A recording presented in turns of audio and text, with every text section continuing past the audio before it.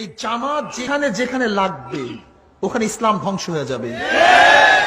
জামাত লাগছে আলিয়া মাদ্রাসার মধ্যে, আলিয়া। জামাত লাগছে ইত্তেহাদুল উম্মার মধ্যে, ইত্তেহাদুল উম্মাহ।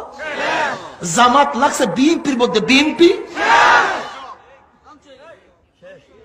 এই জামাতের প্রয়োজন যেখানে লাগবে সেটা ধ্বংস হয়ে যাবে, যেখানে লাগুক ধ্বংস হয়ে যাবে। আল্লামা দারখাস্তি রহমাতুল্লাহ বলছেন, আল্লামা দারখাস্তি রহমাতুল্লাহ হাফিজুল হাদিস, যে হাফিজুল হাদিস 1 লক্ষ উপর হাদিস মুখস্থ ছিল, আব্দুল্লাহ দারখাস্তি রহমাতুল্লাহ আলাইহি, তিনি বলেছেন যদি কোন দেশ যদি কমিউনিস্টরা দখল করে নেয় সেখানেও একদিন ইসলাম আসতে পারে, কিন্তু আল্লাহ না করুক কোন দেশ যদি জামাত দখল করে ফেলে কিয়ামতের আগ পর্যন্ত আর কোনদিন সেখানে ইসলাম আসবে না।